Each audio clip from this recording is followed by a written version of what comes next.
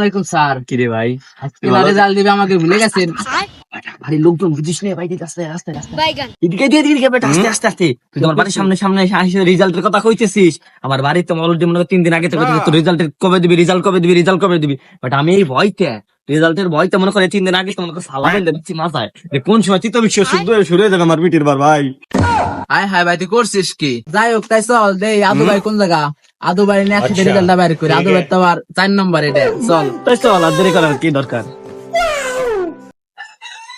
কি রে আদু ভাই কো? আদু ভাই তো কোনো খোঁজই নাই। আরে আদু ভাই ভাই ভুলে গেছে আজকে রেজাল্টের কথা। ডাক দে। अच्छा আদু ভাই, আদু ভাই, ওই আদু ভাই, কি রে?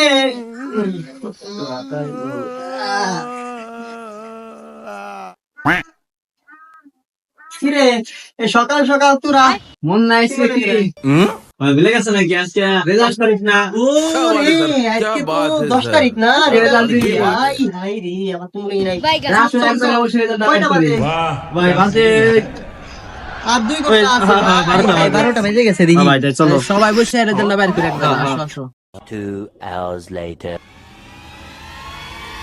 ইসিরে আবার বলে সে রেজাল্টের দিন ছিল আজকে। সেদিনকে পরীক্ষা দিলাম, দিন এত তাড়াতাড়ি যাই কমিন দেয় রে। এইবার সে 4 নম্বর পরীক্ষা, এইবার যদি ফেল করি তাইলে এবারে তো আর বাংলাদেশে জায়গা হবে না, এবার পাকিস্তান পলাই যাইতে হবে। তাছাড়া এবার বাংলাদেশে থাকার কোনো সিস্টেম নাই, বুঝে গেছি। তুই তো অলরেডি সালামালা বাইন দিয়েছিস পিটি, কি খবর তোরে? আর তুই তো একবারে রেডিমেড হয়ে আইছিস, কিন্তু আমার অবস্থা তো বুঝতেছি না কি হবে না। দেখ তো কত বাজে? 2টা বেজে গেছে ভাই। 2টা বেজে গেছে। এবং দেখ আর তাই দেরি করিস না, দেখ দেখ কত আমার ই কর। রেজাল্টটা বের করে ফেলাই। তাই আমি যেহেতু সালাটা বানিয়েছি তাহলে আমার রেজাল্টটা আগে দেখ। বিসমিল্লাহ কে তাহলে তোরটা হ্যাঁ, আমি যেহেতু সালা বানিয়ে দিয়েছি। দেখি না রে বন্ধু, আমি রাসেলের ডা বন্ধু আমি পাস, বন্ধু আমি পাস, আমার মাথা নষ্ট হয়ে গেছে, আমি এখন পাস। তোর মতো ফেল বলে মানে সেটা আমি আর ঘুরবো না। লেভেল আছে ভাই আমাদের কাছে না। একটা দেখছি রেজাল্ট আগে। হ্যাঁ বন্ধু, দেরি করিস না বন্ধু, দেখ আমি পাস বন্ধু। তোর দেখ তোর দেখ মানে উনি পাশ কাছে মহাভারত মনে হয় অশুদ্ধ হয়ে গেছে। রেজিস্ট্রেশন নাম্বার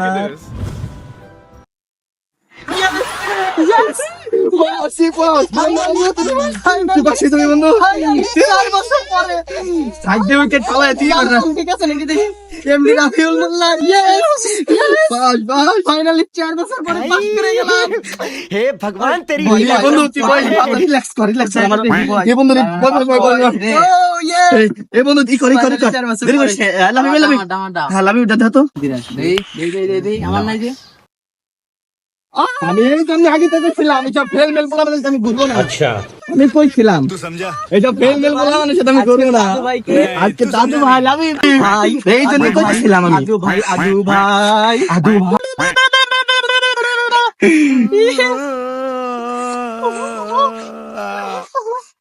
বাইগান যা যা ফেল করছি, ভালো হইছে। এখন মনে কর তো কি বলবো আর? अच्छा হ্যাঁ বন্ধু, তোরা কোথায়? সন্ধ্যায় আমি পাঠিয়ে দেবো, ঠিক আছে? চলে আসি ভাই ব্রাদার নিয়ে। আর আমার ব্যাপারটা কর। এই রাবি তো মনে কর মাস হয়ে গেছে, এখন আদু ভাই নাই কিন্তু, হ্যাঁ? সে আমাদের বন্ধু, আচ্ছা। সে কিন্তু আমাদের বন্ধু। ওই বেটা বড় ভাই কর। এই বড় ভাই বড় ভাই বড় ভাই, ঠিক আছে মাল্টি স্পটে চলে আসো, হ্যাঁ?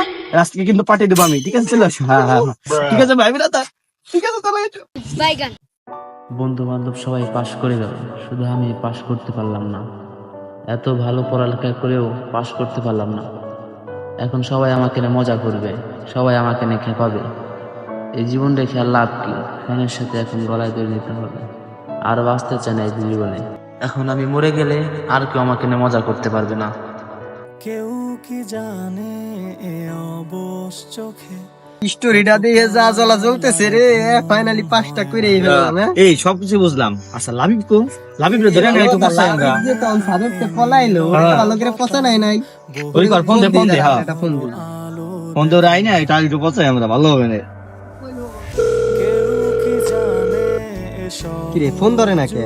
দাঁড়া আবার ফোন দিল। কত কান ফোন ধরবি না কে? করে ফোনই তো ধরে না। ফোন ধরে না? না চল ওর বাড়ির পর যাবো, ওর বাসায় তারপরে কথাবো। আর বাসায় দেখো কি করে, পলাই পলাই দেখো, ঠিক আছে?